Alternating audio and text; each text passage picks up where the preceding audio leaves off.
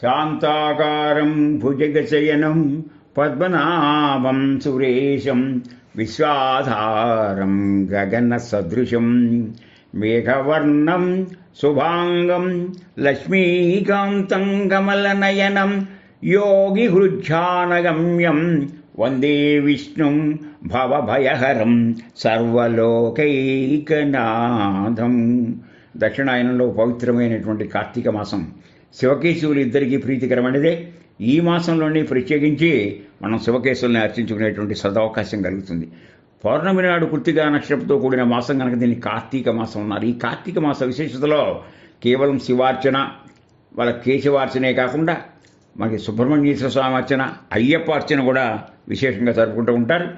ఈ సందర్భంలో శివ కేశవుల భేదం లేనటువంటి పరిస్థితుల్లో ముఖ్యంగా శివార్చనలో మనం అనేకమైనటువంటి జాగ్రత్తలు, తెల్లవారుగానే లేవటం, అన్నిటికన్నా దీపం, దానం, స్నానం ఇవన్నీ చాలా ప్రసిద్ధికెక్కాయి. వీటితో పాటు మనకి ఈనాడు శాంతాకారం అనేటువంటి మనం ప్రార్థనా శ్లోకంతో ప్రారంభించాం కనుక ఆయన ఎంత శాంతమూర్తి అంటే జీవితంలో మనం గమనించాల్సిందంటే మనకి ఎన్ని శక్తి యుక్తులు ఉన్నా, మనకున్నటువంటి ఆర్థిక శక్తి, శారీరక శక్తి, మరి మనకున్నటువంటి ప్రజా సంబంధాలతో ఉన్న శక్తి, ఈ ఎన్ని శక్తులున్నా అన్ని శక్తుల కన్నా మిన్న ఏది అని గనక మనం నిశ్చితంగా గనక ఆలోచిస్తే సహనం. ఆ సహనం అనేది గనక మనం పాడు చేసుకుంటే ఎక్కడా నెగ్గలేం. ఆ సహనానికి మారు పేరైనటువంటి స్థితికారుడైనటువంటి విష్ణుమూర్తి ఆ సత్వగుణంలో ఎవరు ప్రసిద్ధులని చెప్పి పరీక్షకై వచ్చినటువంటి ఆ భృగు మహర్షి యొక్క కాలి తాడనం వక్షస్థలాన్ని కలిగితే లక్ష్మి అలిగి నా ప్రదేశాన్ని ఆయన అపవిత్రం చేశాడనే బాద్షావుడ కరవీరపురం కొల్హాపురం వెళ్ళిపోయి అక్కడ స్థిరపడింది. అయినా ఆయన ఎంతగానో మహర్షి కుసుమ కోమలమైన మీ పాదాలు కటిక శిలామైనటువంటి నా వక్షస్థలానికి తగిలి ఎంత ఇబ్బంది పడ్డారు అని చెప్పి చేసినాడంటే ఎంత సహిష్ణువు, ఎంత సహనశక్తి ఉందో ఆ ఒక్క దృష్టాంతరంలో చూడవచ్చు. అటువంటి ఆయన్నే అనేక పేర్లతో మనం కొలుస్తున్నాం. ఆ విష్ణువే నరసింహస్వామి, ఆ విష్ణువే అనంతపద్మనాభ స్వామి. విష్ణువు యొక్క లక్షణాలతో ఎన్నో ఎన్నో ఎన్నో మనం చూసుకుంటూ వస్తుంటే ముఖ్యంగా సత్యనారాయణ, సత్యం బ్రూయాత్ ప్రియం బ్రూయాత్ అప్రియం చేయవా సత్యం నా బ్రూయాత్ అనేటువంటి సందేశంగా ఈనాడుకు మనకి దక్షిణాదిన ఆంధ్రప్రదేశ్ రాష్ట్రంలో తూర్పుగోదావరి జిల్లా శంఖవరం మండలానికి చెందిన గ్రామం అన్నవరం. ఇది జాతీయ రహదారి మీద ఉంది కనుక అందరికీ చాలా సులువుగా ఉంటుంది. అక్కడ దివ్యక్షేత్రంలో వీరిని వీర వెంకట సత్యనారాయణ స్వామి వారి దివ్యక్షేత్రంగా చెప్తారు. మనకి సత్యనారాయణ చేయడం అందరికీ అవకాశం ఉంది. కార్తీక మాసంలో ప్రసిద్ధిగా పౌర్ణమి నాడు చేస్తారు.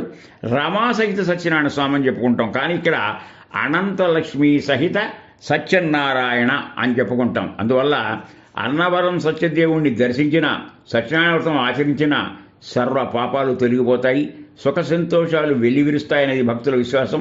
ఈ అన్నవరం అనే పేరేమిటంటే అడిగిన వరాలనిచ్చే దేవుడు కాబట్టి అన్న వరం. నువ్వు ఏదైతే అంటావో ఆ వరాలను ఇస్తాడు. అలా పూజలు అందుకుంటున్నాడు ఆయన. ఈ క్షేత్రంలో తయారయ్యేటువంటి ప్రసాదం అమృతం కంటే రుచిగా ఉంటుందంటలో అతిశయోక్తి లేదు. ఈ ప్రసాదం చాలా రుచిగా ఉంటుంది. స్వచ్ఛమైన నెయ్యి, ఎర్ర గోధుమలతో తయారు చేసే ప్రసాదాన్ని ఒక్కసారి తిన్నవాళ్ళు ఏనాటికి మర్చిపోలేరు. ఇకపోతే స్థల పురాణం ప్రకారం పర్వత శ్రేష్ఠులలో ఒకడైన మేరు పర్వతం ఆయన భార్య మేనక మహావిష్ణువు గురించి తపంబు ఆచరించి విష్ణు అనుగ్రహంతో ఇద్దరు కొడుకులను పర్వతాలుగా పొందుతారు. ఒకడేమో భద్రుడు, ఇంకొకడు రత్నకుడు. భద్రుడు విష్ణుమూర్తి గురించి తపస్సు చేసి శ్రీరామచంద్రమూర్తి నివాస స్థానమైన భద్రాచలంగా మారుతాడు. ఇక రత్నకుడు అనే ఇంకొక కొడుకు కూడా విష్ణువు గురించి తపమాచరించి మెప్పించి శ్రీ మహావిష్ణువు శ్రీ వీర వెంకట సత్యనారాయణ స్వామిగా వెలసే రత్నగిరి లేదా రత్నాచలం కొండగా మారుతాడు. అందువల్ల ఈ స్థల పురాణంతో పాటు మహారాజులు కూడా ఎంతో ఈ దేవాలయ నిర్మాణానికి స్థల విశేషాలతో కోరుకున్న కథలు వస్తాయి. ఇక్కడ ముఖ్యంగా గమనించాల్సింది పంచాయతనం ఉండటం వల్ల దాని ప్రతీకగా ముందు గణపతి శంకరుల యొక్క చిహ్నాలు ఉంటాయి, సోల శిఖరాలతో ఉన్న నిలయాలుంటాయి, చిన్న విమాన గోపురాలు.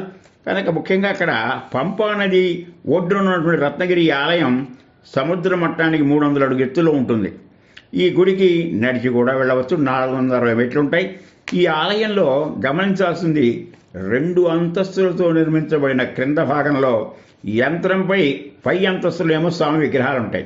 స్వామి విగ్రహం కూడా 4 మీటర్ల దాకా ఎత్తు ఉంటుంది. కింద గర్భగుడి ఉన్న భారాన్ని విష్ణుమూర్తి అని అర్చిస్తారు. మధ్య భాగం శివుడు. మూల విరాటంతో ఏక విగ్రహంగా ఉండి త్రిమూర్తులుగా పూజింపబడటం ఇక్కడ విశేషం. కనుక త్రిపాద విభూతి నారాయణుడు ఉపనిషత్తులో కూడా విషయాన్ని ప్రస్తావించారు. కనుక ఇక్కడ విష్ణుమూర్తి, అనంతలక్ష్మి, అలాగే శివుడు ఈ రకంగా ముగ్గురు ఉంటారు.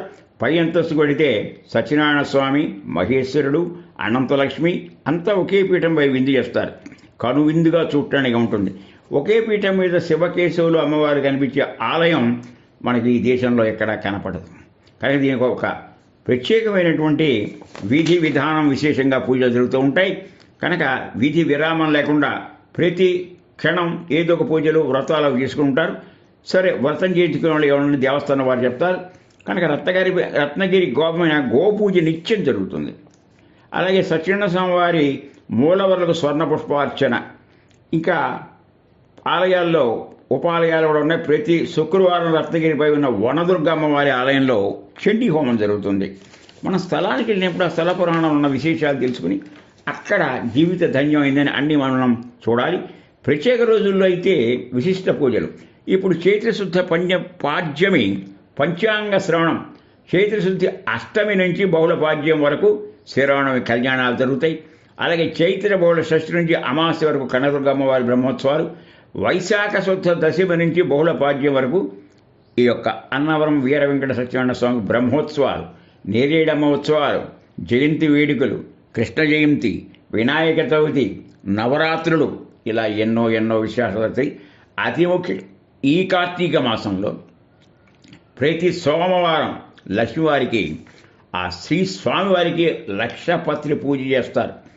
కనుక చవితి సోమవారం కానీ ప్రతి సోమవారం అమ్మవారికి లక్ష కుంకుమ పూజ, గిరి ప్రదక్షిణ, జ్వాలా తోరణ వంటి కార్యక్రమాలు ఏర్పాటవుతాయి. కనుక జీవితాన్ని సద్వినియోగం చేసుకోవాలంటే మనకున్నటువంటి కోరికలు ఆలోచనలకి సానపట్టి అనుకున్నట్టుగా జరగాలి అనేటువంటి ఆకాంక్ష ఉన్నవాళ్ళు ఆ క్షేత్రానికి వెళ్ళి సత్యనావ్రతం చేసుకోవచ్చు. సత్యనావ్రతం చేసుకుంటే మనకి అనుకుని ఏదైతే అనుకుంటామో అనుకున్నవన్నీ ఈడేరేటువంటి స్థలం కనుక అన్నవరం అనే విషయాన్ని గుర్తుంచుకోవాలి.